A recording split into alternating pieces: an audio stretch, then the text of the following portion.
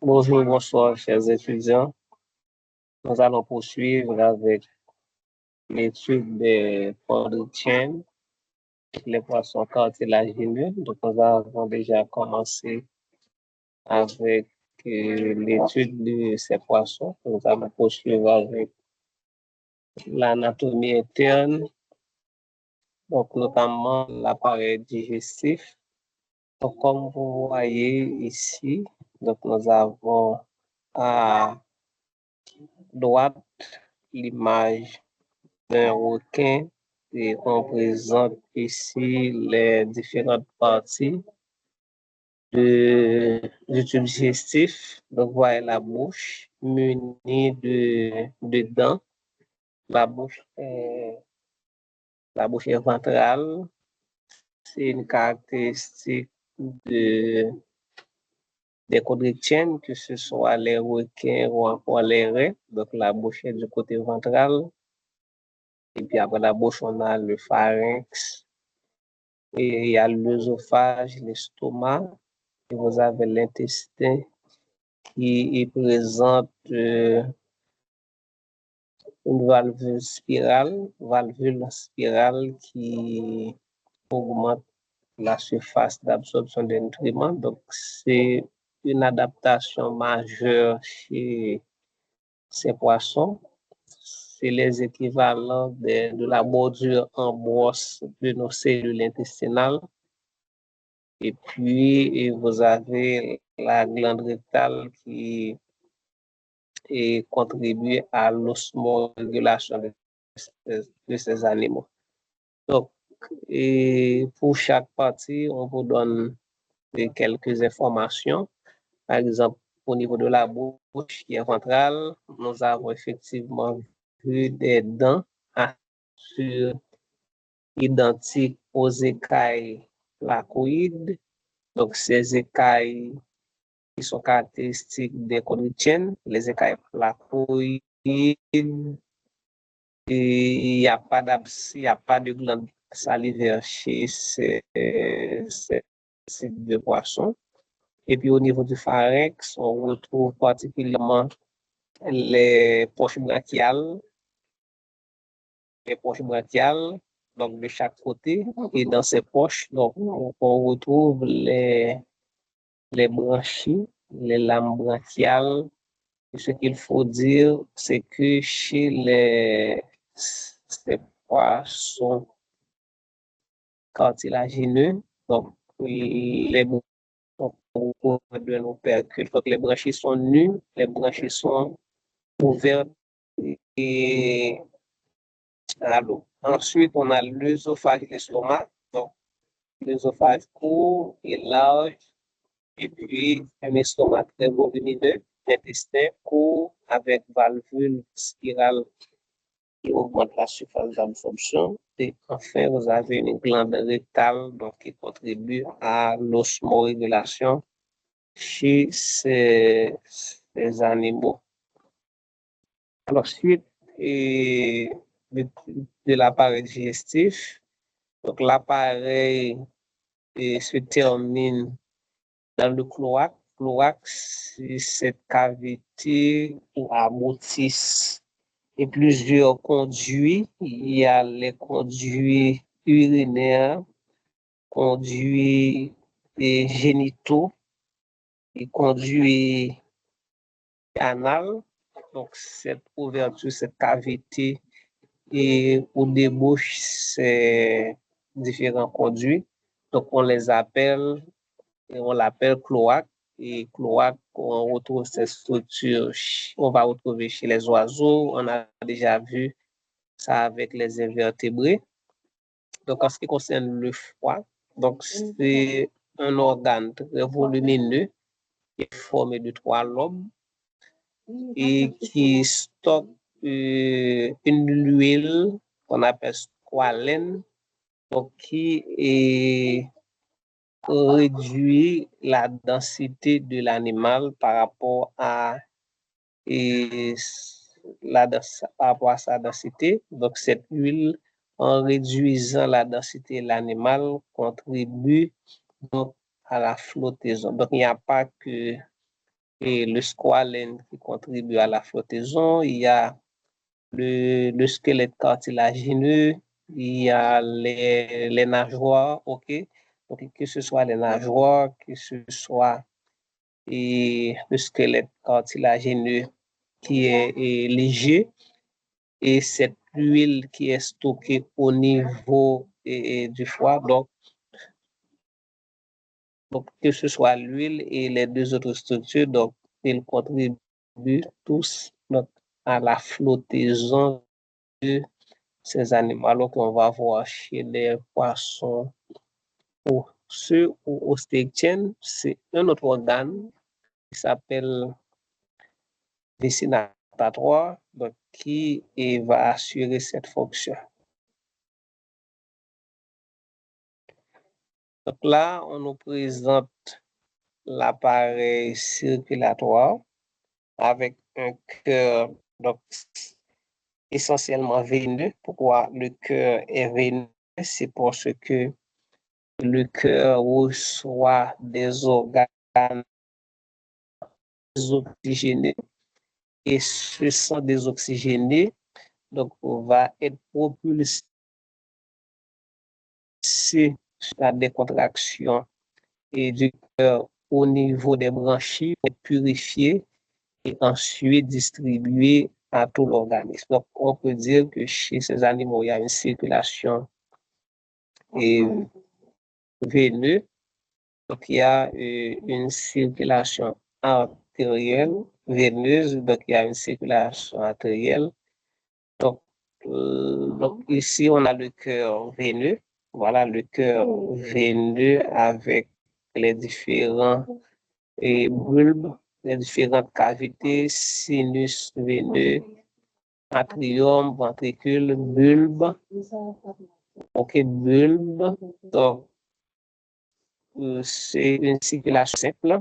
Alors, quand on dit simple, cela ne veut pas dire que c'est une circulation rudimentaire, c'est un système fermé, circulation simple, donc il y a une circulation veineuse.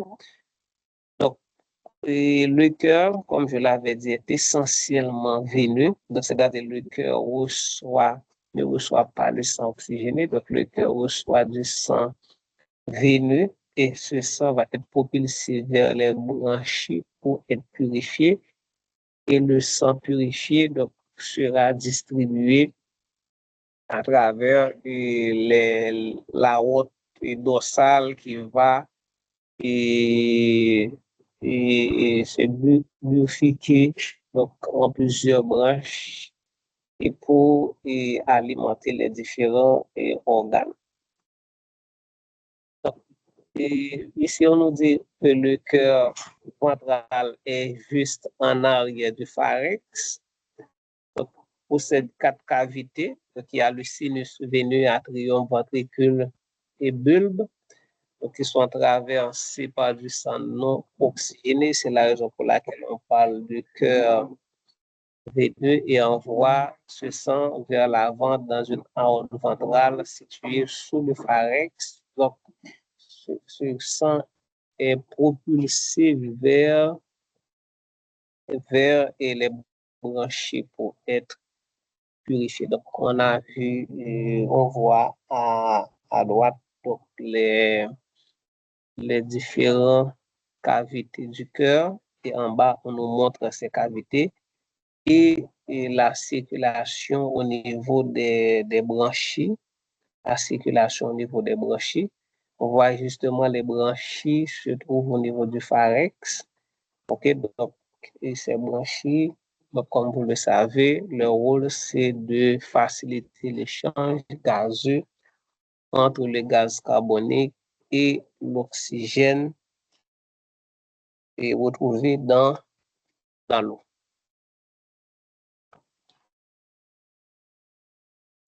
Par rapport à l'appareil circulatoire, donc, il faut dire que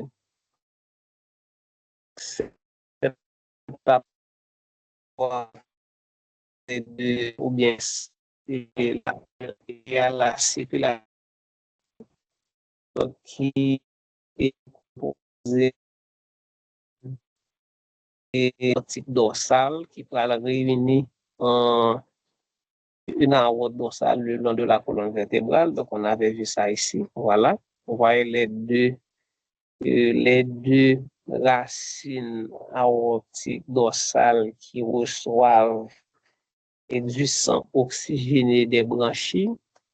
Et en arrière, donc ces deux racines aortiques se fusionnent pour former l'aorte dorsale, donc qui va distribuer le sang à travers tous les organes, notamment les organes, surtout dans la partie postérieure de l'animal. Donc, vous voyez bien, donc ici, il y a l'aorte dorsale et après l'aorte, donc vous avez différents types d'artères, artères mésentériques qui irriguent les intestins, vous avez artère rénale, artère caudale, artère iliaque, etc. Donc, ces différentes ramifications donc, servent à irriguer donc, ou encore à apporter le sang oxygéné vers les différents organes internes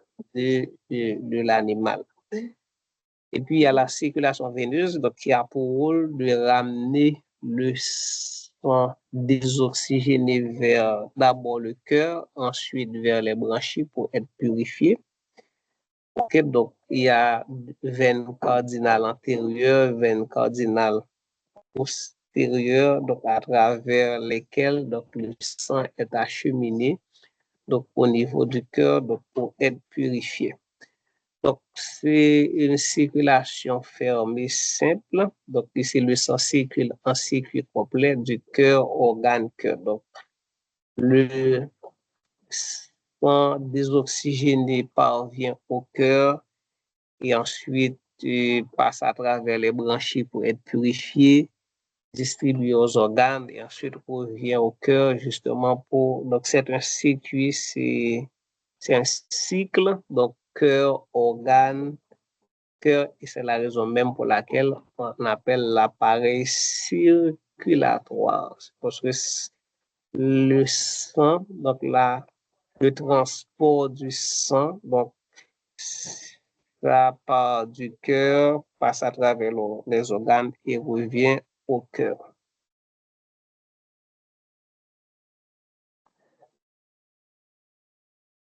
Appareil respiratoire, donc nous allons parler des branchies.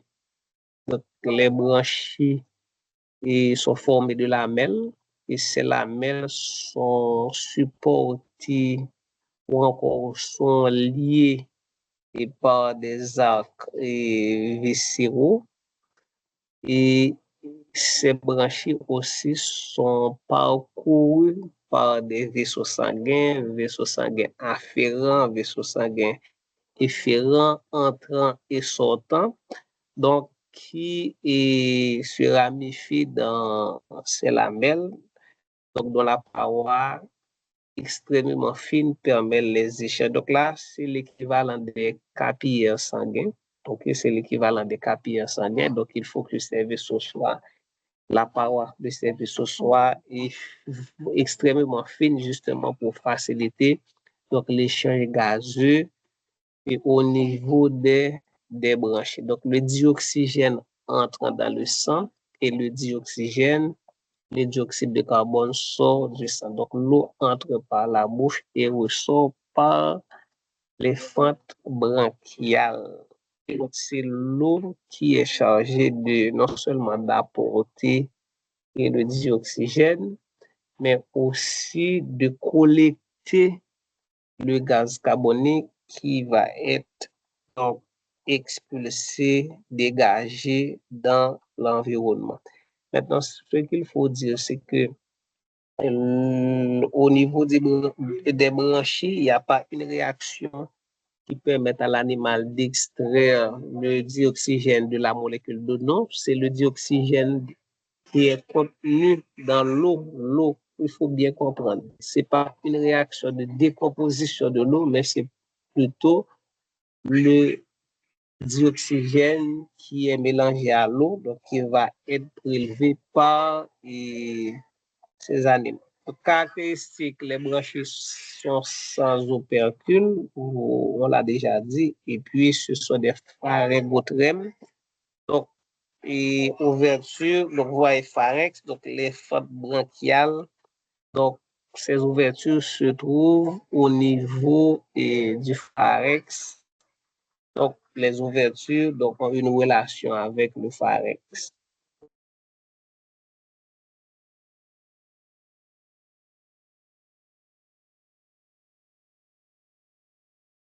Pareil, urogénital.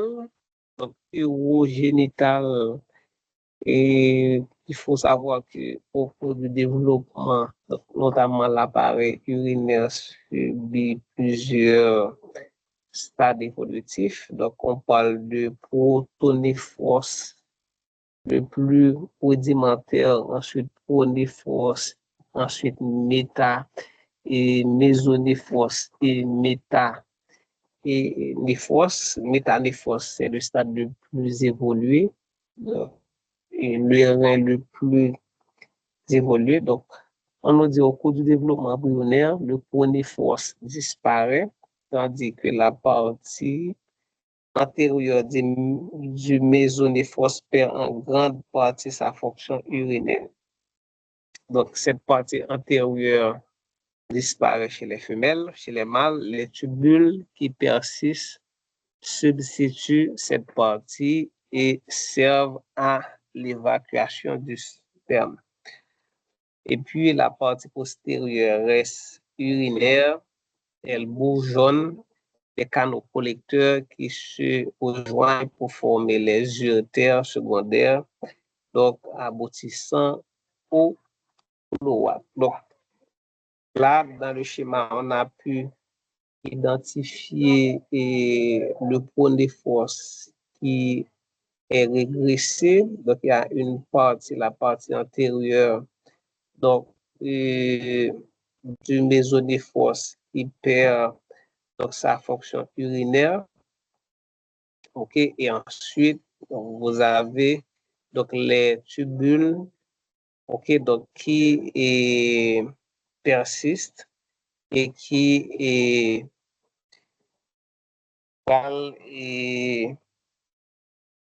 donc, contribuer à l'évacuation du sperme. Donc là, vous voyez le cloaque et la cavité dans laquelle donc, vous avez des conduits donc, qui est débouché dans cette cavité. On nous dit également, et je crois que c'est le même slide,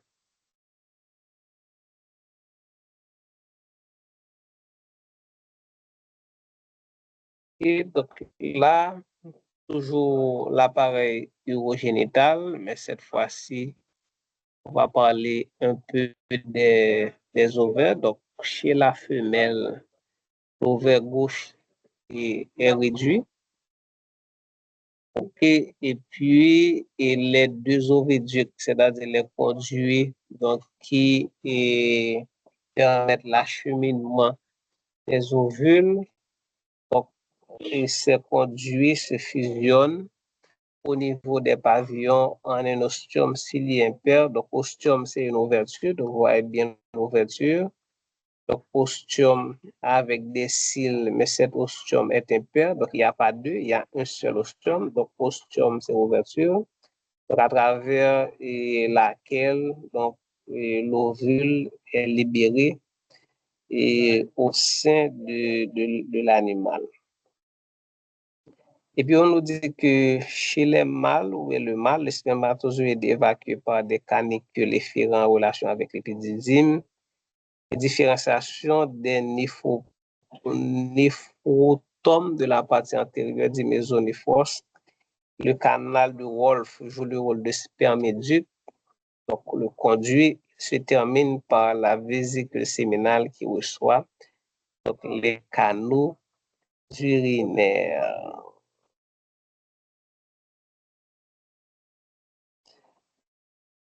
Ok. Et chez les poissons cartilagineux, donc la fécondation se passe toujours à l'intérieur de la femelle grâce à l'organe copulateur. Cet organe s'appelle ptérygopode du mâle, en fait, qui est une transformation du bord postérieur des nageoires pelviennes de l'animal. Donc, ici, dans le schéma, on voit bien le ptérygopode, on pourrait dire le pénis, donc qui constitue l'organe copulateur chez ces animaux.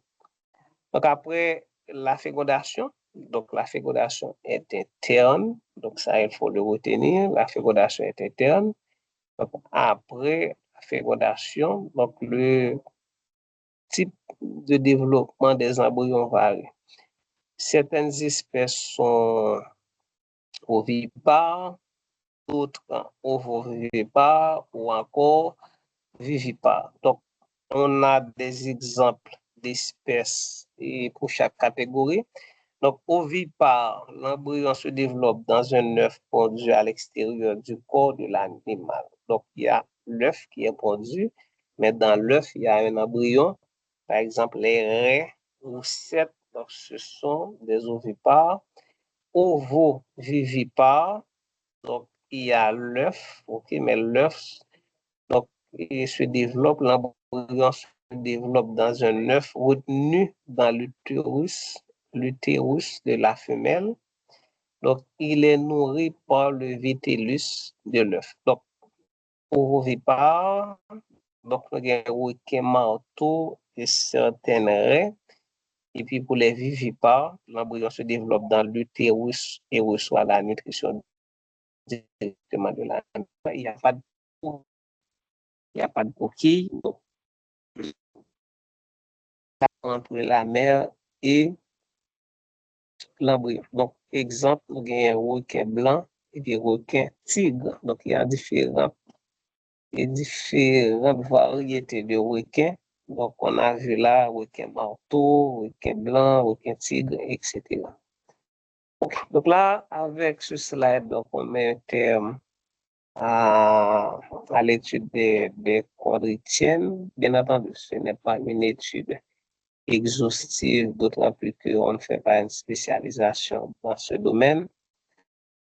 Nous allons poursuivre avec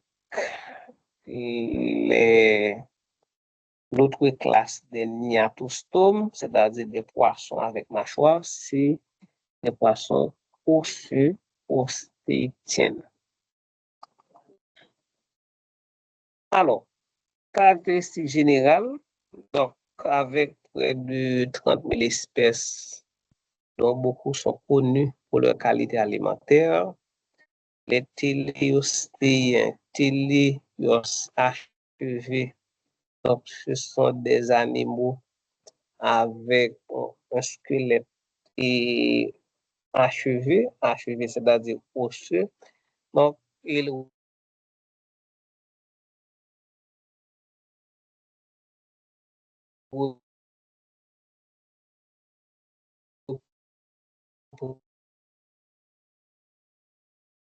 l'amniote à respiration bronchiale.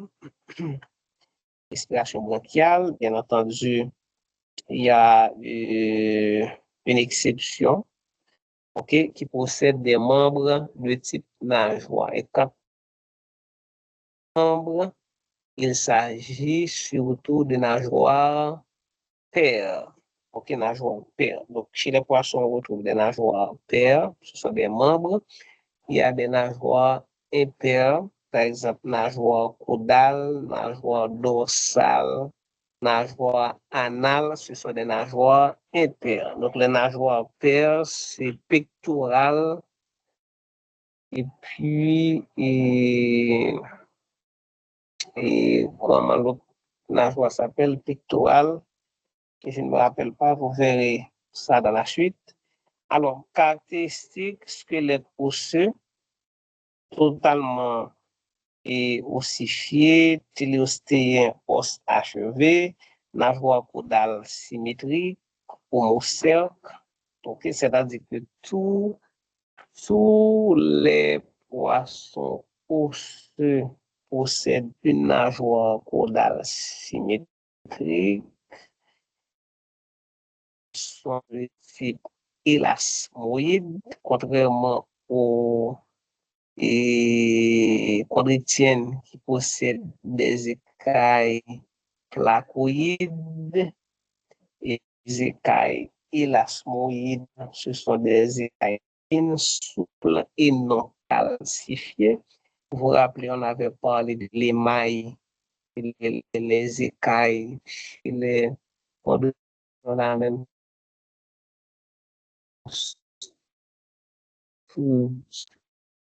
rigide,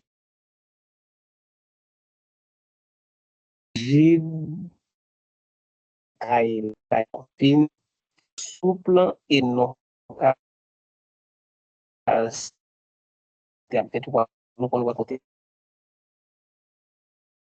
sont effectivement des caractéristiques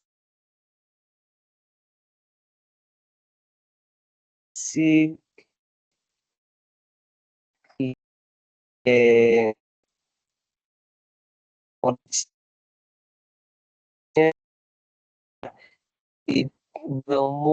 épiderme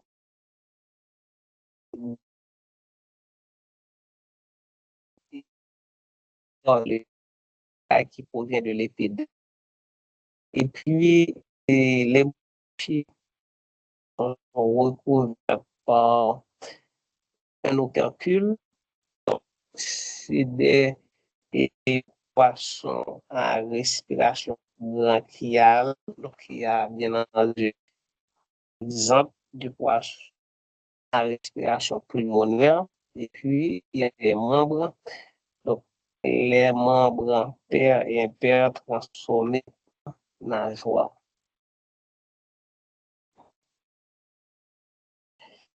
Donc, pour ce qui a la politique externe, donc, vous pouvez identifier la tête et les nageoires, corps et donc la tête, ouais, les yeux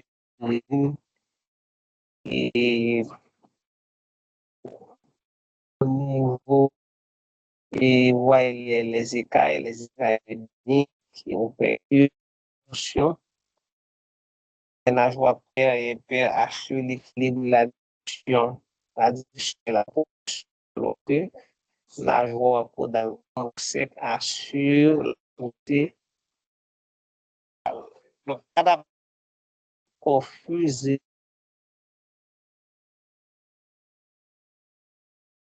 la propreté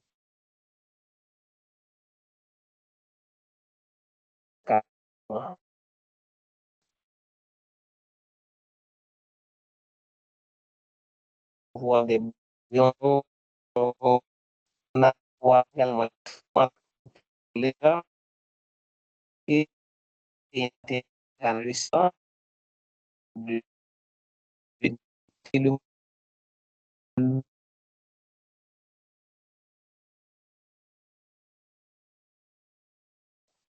et la donc, on a les niatostomes qui sont des vertébrés à mâchoire, donc, vertébrés à mâchoire que nous venons d'étudier qui comprennent aucun ostéichien, donc,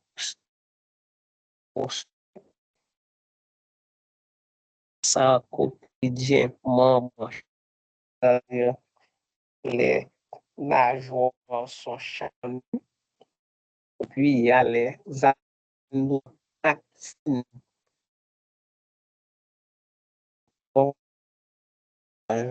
rayonnés. Donc, par contre, sinon, nous, poisson rose, nageoire, bon, ça, hein?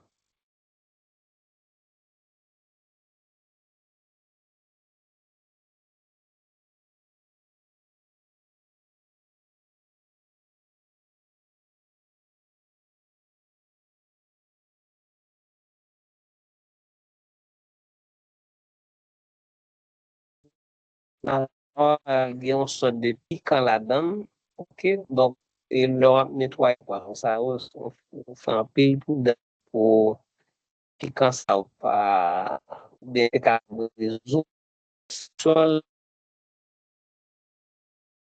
les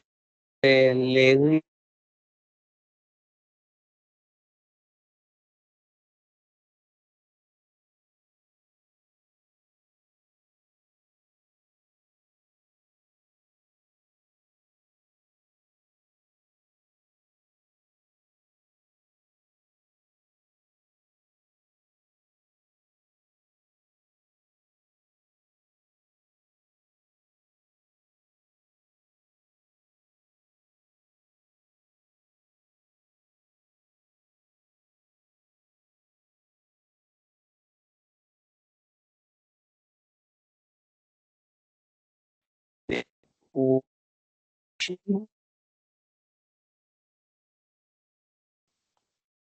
des tétrapodes qui, et, donc, nous, il les a et marcheurs. Les ostéichthyens, comme là, j'ai parlé, les sangliers chez poisson pulmoné et tétrapodes, et puis vous avez les poissons nageoires rayonnés, la grande majorité des poissons actuels, les actiles, des donc, l'épiderme plus stratifié, kératinisé contient de nombreuses cellules à mucus qui protègent et la peau et qui facilite aussi le déplacement dans l'eau. Et puis, l'hypodème n'existe pas chez les poissons. L'hypodème est formé de deux couches, donc on ne va pas entrer dans les.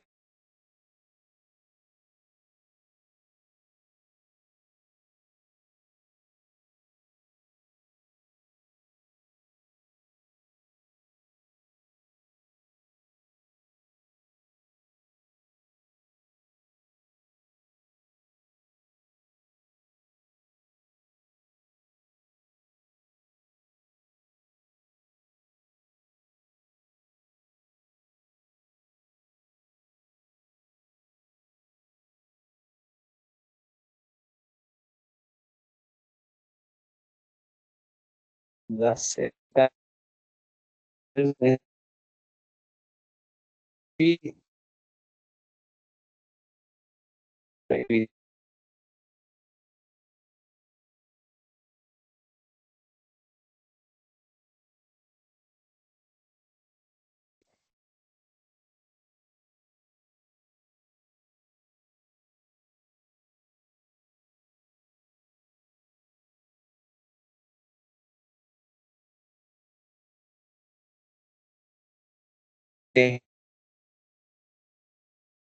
les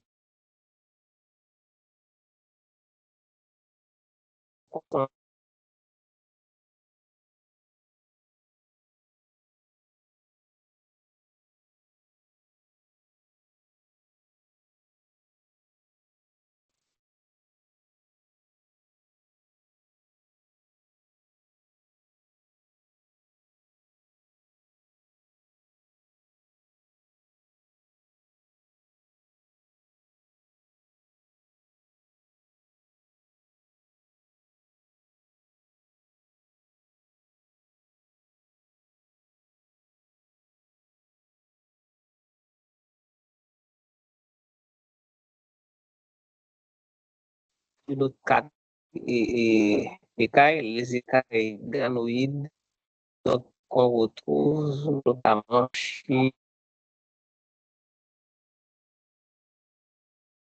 les primitifs, les poissons primitifs.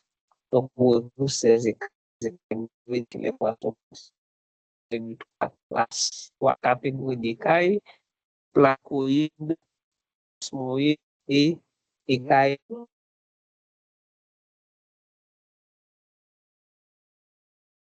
Les autres ont vérifié pour et installer leur salle et que les équipes froid, pour